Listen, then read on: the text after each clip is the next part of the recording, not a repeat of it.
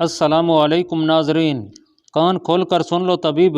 मर्तीना ने जज्बाती और कुछ गुस्सीली आवाज़ में तबीब से कहा, मेरे बेटे को फ़ौरन सेहत याब करो, वरना मैं तुम्हें जलाद के हवाले कर दूंगी, ज़िंदा रहने के लिए छोड़ नहीं दूंगी। इस वक्त मुझे इस बेटे की ज़िंदगी चाहिए। कमरे में जो चंद एक अफराद मौजूद थे वो मर्तीना की ये वार फर्दगी देख देख कर हैरान हो रहे थे। उसकी आंखों से आंसू बहे जा रहे थे। वो तो कुस्तनतीन की दुश्मन थी और चाहती यही थी कि कुस्तनतीन को मौत उठा ले और उसका बेटा हरकलियोनास तख्त पर जलवा फरोज हो। तबीब ने अपना थैला खोला और एक दो दवायां निकाल कर जिस तरह कुस्तनतीन को देनी थी उस तरह दी और कुछ दवायां वहीं छोड़ी कि वक्फे वक्फे से मरीज को देनी हैं। वो जाने के लिए उठा।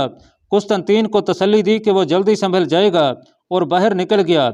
उसके निकल जाने के फौरन बाद मलका मर्तीना ये कहती हुई बाहर निकली कि मैं इस तबीब को एक बार फिर खबरदार कर दूं कि तवज्जो से इलाज करे, वरना मैं इसे जिंदा नहीं छोड़ूंगी। तबीब आहिस्ता आहिस्ता जा रहा था और बार बार पीछे मुड़ मुड़ कर देख रहा था, जैसे उसे तवक्को थी कि मर्तीना उसके पीछे आएगी। मर्तीना उसे नजर आ गई।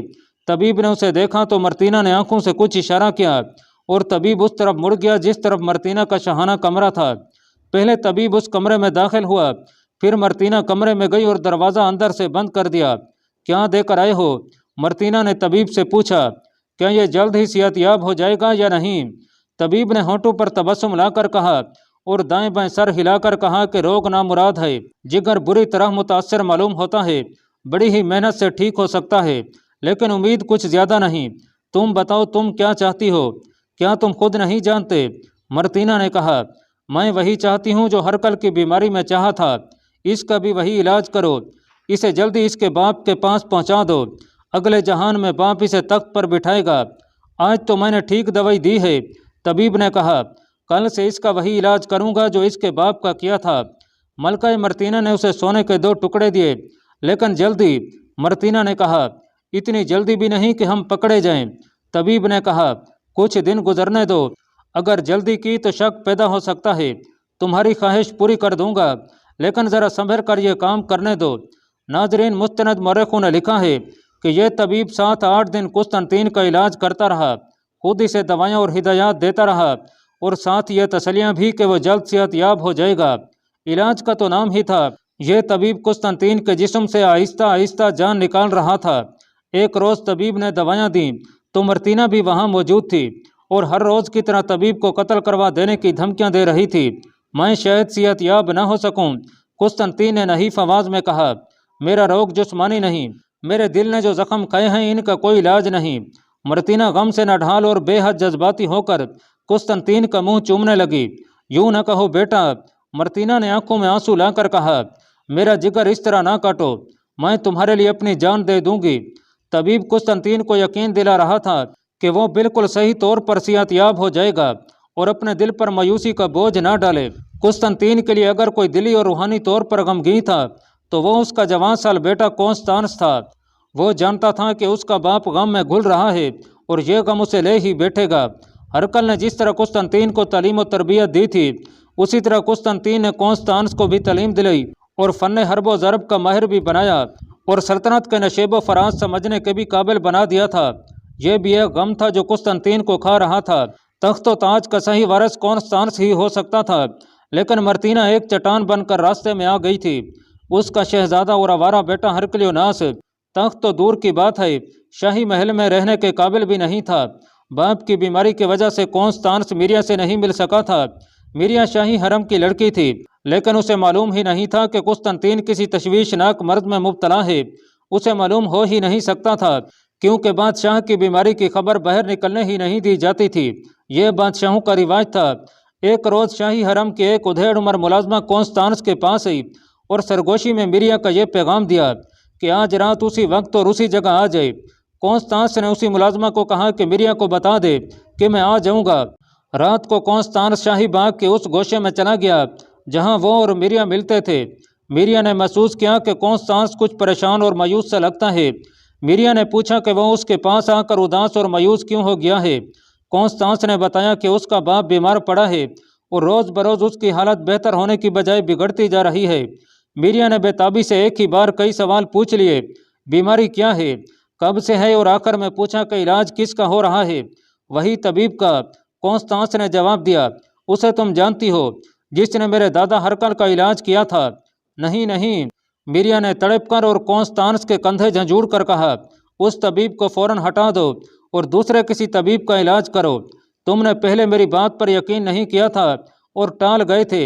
ये तबीब जब शाह हरकल का इलाज कर रहा था तो मैंने तुम्हें बताया था कि वो शाह हरकल को गलत दवाइयाँ दे रहा है और शायद ये दवाइयाँ जहरीली भी हैं। मैं आज भी यकीन से कहती हूँ कि शाह हरकल को इस तबीब ने जहरीली दवाइयाँ दे दे कर मार डाला था और अब वो तुम्हारे बाप को भी ऐसी ही दवाइयों से मार डालेगा। ये मलका मर्तीना की साजिश है। तुम्हारे बाप को मरवा कर वो अपने बेटे को तख्त पर बिठाएगी। तुम्हारा बाप ही तो उसके रास्ते की आखिरी रुकावट है। कॉन्स्टांस साहब भी मिरिया की इस बात पर ध्यान नहीं दे रहा था, लेकिन मिरिया के दिल में कॉन्स्टांस की जो मोहब्बत थी, उसने उसकी ज़बान से ऐसी बातें कहलवाईं और ऐसी बेताबी का इजहार करवाया कि कॉन्स्टांस मान गया। अगली सुबह कॉन्स्टांस ने अपने बाप कुस्तनतीन से कहा कि वो इस तबीब को बदलना चाहता है। उसने बाप को कोई और बात ना बताई। मिरिया का शक बल्कि यकीन अपने बाप के कानों तक पहुंचने ही ना दिया। उसने गलबन सोचा होगा कि ये मिरिया का सिर्फ वहम या शक ही हो सकता है। अगर कुस्तनतीन ना माना तो फिर उसे बताया जाएगा कि कॉन्स्टांस किस शक की बिना पर तबीब को बदल रहा है। कुस्तनतीन अपनी सेहत से मायूस हो चुका था। उसने बेटे को इजाज़त दे दी कि वो तबीब को बदल दे, शायद दूसरा तबीब बेहतर साबित हो। कॉन्स्टांस उसी वक्त खुद गया और दूसरे शाही तबीब को ले आया और पहले तबीब को पैगाम भेजा कि वो अब इलाज के लिए ना आया करे। नए तबीब ने 2 या 3 रोज़ दवाइयाँ दी, लेकिन कुस्तनतीन संभल ना सका और ज़रा सा भी फाका ना हुआ, बल्कि मर्ज बढ़ता ही गया। एक रोज़ कॉन्स्टांस ने नए तबीब से पूछा कि सेहत याबी की कुछ तवक्को है भी या नहीं। तबीब ने कहा कि वो अपनी तशखीस किसी को बताना नहीं चाहता, लेकिन अब बता देना ही बेहतर समझता है। उसने कहा कि यह हालत किसी जहर से या गलती से कोई जहरीली चीज़ खा लेने से ही होती है। तबीब की इस तशखीस से कॉन्स्टांस को मिरिया की बातें सही मालूम होने लगीं। तबीब ने कहा कि वो पूरी कोशिश कर रहा है कि इस जहर का असर ज़ायल हो जाए। नया तबीब अपना पूरा तजर्बा इस्तेमाल करता रहा और दवाइयाँ देता रहा और कभी पूरा पूरा दिन कुस्तनतीन के कमरे में मौजूद रहा। मगर एक रोज़ कुस्तनतीन की हालत ऐसी बिगड़ गई कि नज़ा का आलम तारी हो गया और वो मर गया। किसी भी मौरख ने उसकी मौत की सही तारीख नहीं लिखी, सिर्फ ये लिखा है कि कुस्तनतीन अपने बाप हरकल की मौत के पूरे 100 दिन बाद मरा था। इन हालात में जब रोम की फौज फिर महाज से पसपा होती चली जा रही थी और इलाकों पर इलाके मुसलमानों के कब्जे में आते जा रहे थे, कुस्तनतीन की मौत अहले रोम के लिए दूसरा बड़ा सदमा था। वो अभी हरकल की मौत के सदमे से संभल ना पाए थे। कुस्तनतीन अपने शाही खानदान का कोई आम सा फर्द ना था। महल के अंदर साजिश सियासत जो कुछ भी थी, लोग बहरहाल कुस्तनतीन को हरकल का सही जानशीन और उसके पाए का जर्नेल समझते थे। उसकी मौत की खबर बड़ी तेज़ी से बजंतिया में फैल गई। तमाम जर्नेल और शहरी इंतजामिया के बड़े हाकिम और कुछ बुजुर्ग दानिशवर इतला मिलते ही पहुंच गए। उनमें हरकल का बनाया हुआ उसकोफ़ आज़म केरेज भी था। कुस्तनतीन के खून के रिश्ते तो गमगीन थे ही, और सबसे ज़्यादा गम उसके बेटे कॉन्स्टांस को था। लेकिन मलका मर्तीना गम और अंदोह की ऐसी तस्वीर बनी फिरती थी जैसे उसका अपना सगा बेटा मर गया हो। यूँ लगता था जैसे उसके लिए बोलना भी दुश्वार हो गया हो। वो गमों से बोझल अंदाज में हुक्म देती फिर रही थी जैसे सल्तनत रोम की मलका बन गई हो। कुस्तनतीन का बेटा कॉन्स्टांस चुपचाप अलग बैठा था। उसके चेहरे पर गम का तासुर तो नुमायाँ था ही, लेकिन उस तासुर में कुछ झलक और भी थी जो कहरो गजब की थी। और पता चलता था कि यह जवान साल शहजादा गुस्से और अपने कहर पर काबू पाने की कोशिश कर रहा है। हर जर्नेल और बड़ा हाकिम या कोई बड़ी शख्सियत वाला आलम और दानिशवर वहाँ मौजूद था। रिवाज के मुताबिक वो सब एक कतार में कुस्तनतीन की लाश के करीब से आहिस्ता आहिस्ता गुजरते जा रहे थे और उनमें से हर कोई न कोई जुमला कहता था, आज रोम का इस्कंदर आजम दुनिया से उठ गया है। सल्तनत रोम एक जाबिर जर्नेल से महरूम हो गई है। रोम के दुश्मनों के लिए कुस्तनतीन एक दहशत का नाम था। कुस्तनतीन नहीं मर सकता, इसकी रूह सल्तनत रोम के दुश्मनों को बर्बाद कर देगी। कुस्तनतीन कॉन्स्टांस के रूप में जिंदा रहेगा। एक अजीम जर्नेल उस वक्त उठ गया है जब रोम को उसकी शदीद ज़रूरत थी। मलका मर्तीना गमजदगी के आलम में इधर उधर घूम फिर रही थी। उसके कंधे कुछ इस अंदाज से आगे को झुक गए थे जैसे वो बड़ी मुश्किल से इस सदमे का बोझ उठाए हुए हो। उसने देखा कि जर्नेल और दीगर बड़े लोग कुछ न कुछ कह रहे हैं, तो वह कुस्तनतीन की लाश पर जा खड़ी हुई और दोनों हाथ जरा ऊपर को फैला दिए और आसमान की तरफ देखा। खुदावंद, मर्तीना ने कहा, मेरे अकलौते बेटे हरकुलियोनास की जान ले लेता, कुस्तनतीन को जिंदा रहने देता, मैं अपने बेटे का गम पी जाती। कुस्तनतीन का गम मुझसे बर्दाश्त नहीं हो रहा। तुम झूठी और अय्यार औरत हो। कॉन्स्टांस कांपती हुई बुलंद आवाज में बोला, मर्तीना, मेरे बाप को तुमने जहर देकर मरवाया है। मेरे दादा शाह हरकल को भी तुमने जहर दिलवा कर मरवाया था। तुम्हारी आंखों में मगरमच्छ के आंसू हैं। मर्तीना के ऊपर को उठे हुए हाथ नीचे गिर पड़े और उस पर खामोशी तारी हो गई। वहां जितने लोग मौजूद थे उन पर सन्नाटा तारी हो गया। कॉन्स्टांस ने जो इल्ज़ाम लगाया था वो कोई मामूली सा इल्ज़ाम ना था। कुछ कहा नहीं जा सकता था कि इस सन्नाटे में कैसा तूफान उठेगा। केरेस उठा और तेजी से आगे बढ़कर कॉन्स्टांस को अपने बाजू में ले लिया और उसे गले लगा लिया।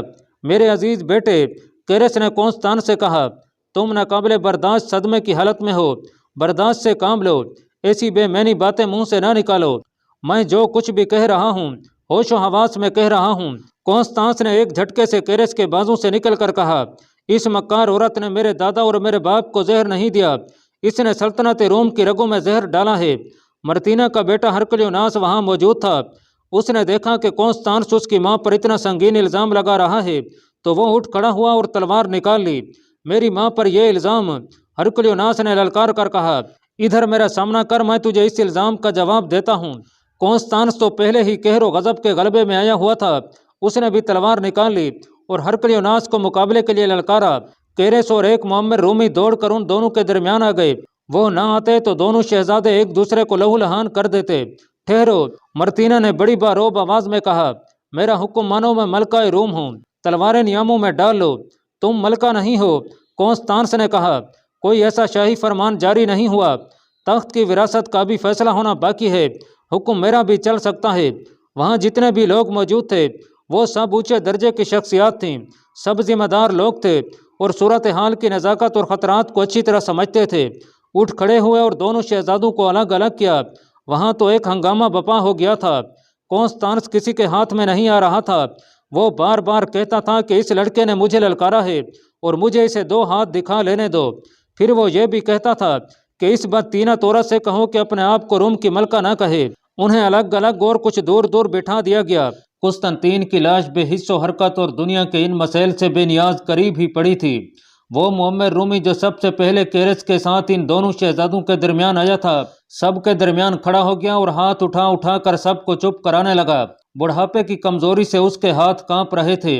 उसके गोरे सफेद चेहरे की गहरी लकीरें बता रही थीं कि उसे इस दुनिया में आए हुए 1 सदी गुजर चुकी है। शाही खानदान के साथ उसका कोई बड़ा ही पुराना ताल्लुक था और उसकी आवाज़ में बुढ़ापे के साथ दिली दर्द का तासुर भी था। वो कोई आम सा दानिश्वर नहीं लगता था और उसके कहने पर सब खामोश हो गए। तुम सब बेगैरत हो गए हो, उस सफ़ेद रीश बुजुर्ग ने कहा। आज मैं एक बात कहूँगा जो रियाया में से कोई भी शख्स शाही महल में खड़ा होकर नहीं कह सकता। इससे पहले कि एक दूसरे का खून बहा दो, मेरी बात सुन लो, फिर तुम सब अपनी तलवारें मेरे जिस्म में उतार देना। सब जानते हो कि मेरी उम्र 100 साल से ज़्यादा हो गई है। तुम सब ने देखा है कि सल्तनत रूम बहिरा रूम से आगे जाकर मिस्र, शाम और इराक के कुछ इलाके तक फैल गई थी और अब इराक को भी तह तह करना था। शाह हरकल कहा करता था कि फारसियों को नापीद करके हिंदुस्तान तक पहुंचेगा। अपनी सल्तनत की यह वसअत तुमने देखी है। हरकल ने सल्तनत को वसअत देने के लिए ही कैसर रूम फोकास का तख्ता उल्टा था। वो वक्त मुझे अच्छी तरह याद है। फोकास अयाश बादशाह था। वो बजाते खुद अपनी सल्तनत के लिए बहुत बड़ा खतरा था। हरकल तो एक जर्नैल था। उसने शाह फोकास को पहले गिरफ्तार किया, फिर कत्ल किया और फिर फतुहात के इरादे से निकल खड़ा हुआ। उसकी कामयाबियां तुम सब ने देखी हैं। हरकल ने आतिश परस्त फारसियों को मिस्र से निकाला, फिर शाम से बेदखल किया और अब इराक से उन्हें निकालना था। यह काम अरब के मुसलमानों ने कर दिया। अरबों की ताकत ही क्या थी। हरकल कहता था कि इन थोड़े से अरबों को तो वो एक ही ज़रब से मार भगाएगा, लेकिन क्या हुआ, ये थोड़े से अरब सल्तनत रूम पर छा गए। क्यों? इनके पास क्या जादू था जिसके जोर पर इन्होंने हमें शाम से धकेला और मिस्र भी फतह करते चले आ रहे हैं। उधर फारसियों को भी उन्होंने ठिकाने लगा दिया है। मैं तुम्हें इस सवाल का जवाब देना चाहता हूँ।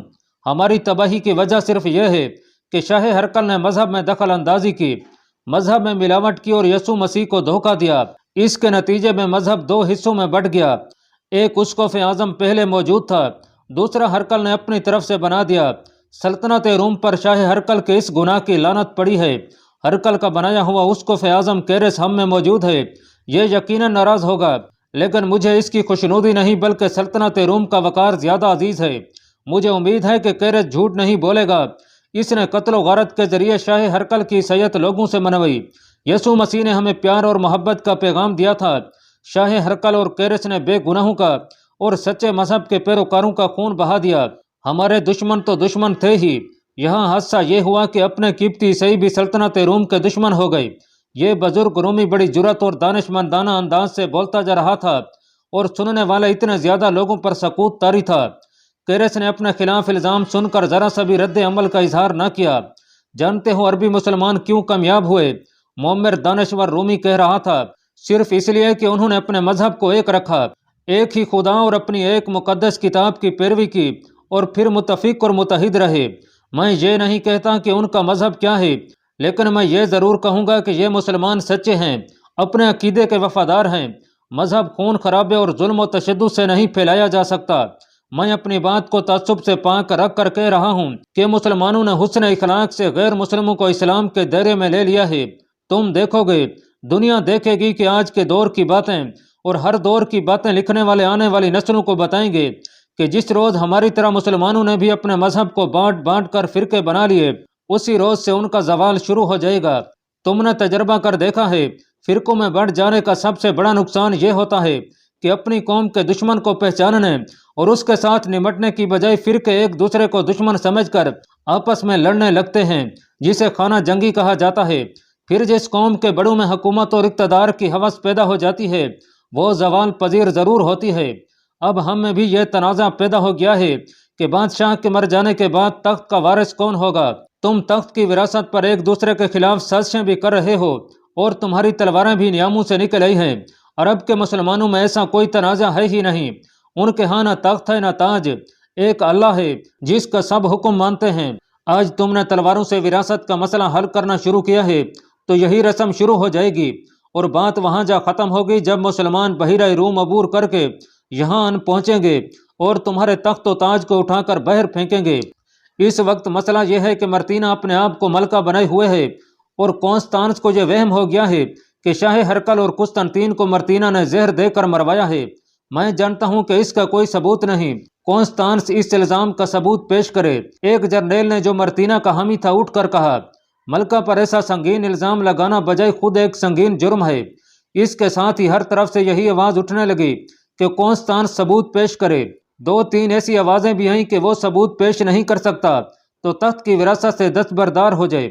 मैं शहादत पेश करूंगा, कॉन्स्टांस ने कहा, लेकिन यह भी सुन लो, अगर मेरे पेश किए हुए गवाहों को किसी ने डराया या धमकाया या उनके खिलाफ कोई कार्रवाई की तो मैं उसके खिलाफ तलवार की जबान में बात करूंगा। अब वो जर्नेल और हाकिम वगैरह बोलने लगे जो मर्तीना के खिलाफ और कुस्तनतीन के हामियों में से थे। वो कहते थे कि गवाहों को बुलाया जाए और उन्हें बोलने की और सबूत पेश करने की पूरी आज़ादी दी जाए। दोनों तबीब वहाँ मौजूद थे। एक तो वो तबीब था जिसने हरकल के इलाज के पर्दे में उसे जहरीली दवाइयाँ दी थीं और फिर उसने कुस्तनतीन का इलाज शुरू किया था। दूसरा वो तबीब था जिसे पहले तबीब की जगह बुलाया गया था और उसने तशखीस ये की थी कि कुस्तनतीन को कोई जहरीली चीज़ दी गई है। कॉन्स्टांस ने हरम की 3 लड़कियों को बुलवाया। एक तो मिरिया थी जिसका तफसीली जिक्र पहले आ चुका है। 2 और लड़कियां थीं जिन्हें मर्तीना ने कैरस को खुश करने के लिए उसके पास रात को भेजा था। ये तीनों लड़कियां हुक्म मिलते ही आ गईं। कॉन्स्टांस ने सबसे पहले दूसरे तबीब से कहा कि वो सबके सामने खड़ा होकर बताए कि उसने क्या तशखीस की थी। उस तबीब ने बता दिया कि उसे कुस्तनतीन के इलाज के लिए उस वक्त बुलाया गया था जब पहला तबीब 6-7 दिन कुस्तनतीन का इलाज करता रहा था। उस वक्त तक मरीज की हालत खासी बिगड़ चुकी थी। इस तबीब ने अपनी तशखीस ये बताई कि उसने मरीज की अलामात देखी तो उसने यकीन की हद तक महसूस किया कि मरीज ने गलती से कोई जहरीली चीज़ खाई है या उसे कोई जहरीली चीज़ दी गई है। तबीब ने तिब के कुछ हवाले देकर बताया कि ये अलामात सिर्फ जहर की होती हैं जिनका इलाज जहर खुरानी के फ़ौरन बाद हो सकता है। लेकिन कुस्तनतीन की हालत इस मरहले तक पहुंच चुकी थी जहां जहर जिस्म के अंदर अपने असरात मुकम्मल कर चुका था और यह मरहला लाइलाज होता है। इसके 2 रोज़ बाद मरीज फौत हो गया। यह झूठ है। पहले तबीब ने उठकर चीखना चिल्लाना शुरू कर दिया। यह शख्स पेशा वराना हसद का इजहार कर रहा है। इसे शक है कि मलका मर्तीना मुझे ज़्यादा चाहती है, इसलिए यह मुझसे जलता है और इतना संगीन और झूठा इल्ज़ाम आयद कर रहा है। अभी खामोश बैठे रहो। मोहम्मद बुजुर्ग ने कहा, तुम्हारा बयान भी लिया जाएगा, फिर जो जी में आए कहना। इस तरह दखल अंदाजी न करो। तमाम हजरात इसी बात पर गौर करें बयान देने वाले तबीब ने कहा, मैंने ये तो कहा ही नहीं कि इस तबीब ने हरकल या कुस्तनतीन को जहर दिया है। इस शख्स का इतना शदीद एहतजाज जाहिर करता है कि इसे मालूम था कि मरीज के अंदर कोई जहरीली चीज़ गई है या इसने खुद मरीज को कोई जहरीली चीज़ दी है। मुझे इस वक्त कोई परवाह नहीं कि मेरे अल्फाज से कोई क्या असर लेता है। मेरे पेशे नज़र इल्म तिब की अजमत और सच्चाई है। मुझे बहुत ही दुख है कि जिस मरीज का इलाज मैंने शुरू किया था वो मरीज फौत हो गया है। वहाँ जो लोग मौजूद थे उनमें पहले तबीब के मुतालिक खुसर फुसर शुरू हो गई। दूसरे तबीब का बयान तो ख़त्म हो गया था, लेकिन उसने ये कहकर अपना बयान ख़त्म किया कि इस शहर में एक से बढ़कर एक काबिल और तजर्बाकार तबीब मौजूद है, उन्हें बुलाकर लाश दिखाई जाए। लाश का रंग बता रहा है कि मरने वाले को जहर दिया गया था। अब तो उन लोगों में जो वहाँ मौजूद थे अच्छी खासी बेचैनी नजर आने लगी थी। कॉन्स्टांस ने मीरिया को आगे बुलाया। दिल से सब खौफ और खतरे निकाल दो मीरिया, कॉन्स्टांस ने कहा। आज यहाँ कोई बादशाह और कोई मलका नहीं, ये जो हमारे बुजुर्ग यहाँ बैठे हैं आज इनकी हुकूमत है और हर फैसले का इख्तियार इनके पास है। तुमने मुझे इस तबीब की जो बातें बताई थीं वो सारी की सारी इन सब बुजुर्गों को सुना दो। मीरिया ने इससे पहले इस तबीब के मुतालिक जिसने हरकल का इलाज किया था सारी बात सुना डाली थी। उसने बात यहाँ से शुरू की कि एक रोज़ उसे मर्तीना ने बुलाकर कहा था कि आज रात उसने तबीब के पास रहना है। फिर मीरिया ने बताया कि उसने पक्का इरादा कर लिया कि इस तबीब से अपने जिस्म को बचाए रखना है। उसने महसूस कर लिया था कि यह शख्स बहुत ही ढीला और कमज़ोर है। नाजरीन, बयान हो चुका है कि मीरिया ने कॉन्स्टांस को उस रात का सारा वाक़या पूरी तफसील से किस तरह सुनाया था। वही बातें मीरिया ने सबको सुनाई और कहा कि तबीब पर एक तो उसके हुस्न व शबाब का नशा तारी हो गया था और जो कसर रह गई थी वो मीरिया ने इस तरह पूरी कर दी कि तबीब को शराब पिलाती चली गई। और फिर तबीब ने ऐसी बातें कहनी शुरू कर दी जो वो होशो हवास में कभी ना कहता। मीरिया ने अपने बयान में कहा कि उसने तबीब से पूछा कि शाह हरकल का जानशीन कौन होगा। तबीब ने जवाब दिया कि जिसे मैं चाहूँ। फिर उसने कहा कि मर्तीना के बेटे के सिवा इस तख्त पर कोई नहीं बैठ सकता। मीरिया ने फिर सबको ये बताया कि उसने तबीब से पूछा कि शाह हरकल का हुक्म कुछ और हुआ तो क्या होगा। तबीब ने यह जवाब दिया कि शाह हरकल की जान मेरी मुट्ठी में है, मैं चाहूँ तो कल उसके जिस्म से जान निकाल सकता हूँ, लेकिन जो काम आहिस्ता आहिस्ता हो जाए वो ज़्यादा बेहतर होता है। इस तरह तफसीली बातें और छोटी छोटी बातें सुनाकर मीरिया ने सब पर कम अज़ कम यह साबित कर दिया कि उसे मर्तीना ने तबीब के पास एक इनाम या रिश्वत के तौर पर भेजा था। मीरिया का बयान सुनकर सब में खुसर फुसर पहले से ज़्यादा और ज़्यादा बुलंद हो गई। वो यकीनन सोच रहे होंगे कि मर्तीना ने तबीब को इतना खूबसूरत इनाम दिया ही क्यों था। मीरिया तो शाह हरकल के हरम की लड़की थी। इसके बाद हरम की दूसरी दो लड़कियों में से एक ने बयान दिया। ये लड़की भी मीरिया जैसी ही हसीन थी। उसने बताया कि कुस्तनतीन की बीमारी के दौरान जब यही तबीब उसका इलाज कर रहा था तो मर्तीना ने इस लड़की को तबीब के घर एक रात के लिए भेजा था। ऐसा ही बयान दूसरी लड़की ने भी दिया। मलका मर्तीना मोमर बुजुर्ग रूमी ने उठकर कहा, क्या मैं आपसे इस सवाल के सही जवाब की तवक्को रख सकता हूँ कि आपने इन तीनों लड़कियों को तबीब के यहाँ क्यों भेजा था। मैं इनकार नहीं कर रही, मर्तीना ने जवाब दिया। पहले मैं तबीब को सिर्फ इसलिए खुश रखना चाहती थी कि यह शाह हरकल का इलाज पूरी दिलचस्पी और मेहनत से करे। फिर मैं कुस्तनतीन की बीमारी से इतनी परेशान हुई कि तबीब को एक बार फिर खुश करने की ज़रूरत महसूस हुई। शाह हरकल भी मर गया और कुस्तनतीन भी जिंदा ना रह सका। एक और उमर रसीदा आलम ने कहा, अगर आप मलका हैं तो आपके इस जवाब को हम सिर्फ इसलिए तस्लीम नहीं करेंगे कि आप मलका हैं। आपका जवाब हमें मुतमईन नहीं कर सका। कॉन्स्टांस उठ खड़ा हुआ और सबके सामने जाकर उसने हाथ ऊपर किए कि सब खामोश हो जाएं। अल्लाह पाक कमी बेशी माफ़ फरमाए। अल्लाह आपका हामी व नासिर हो, आमीन।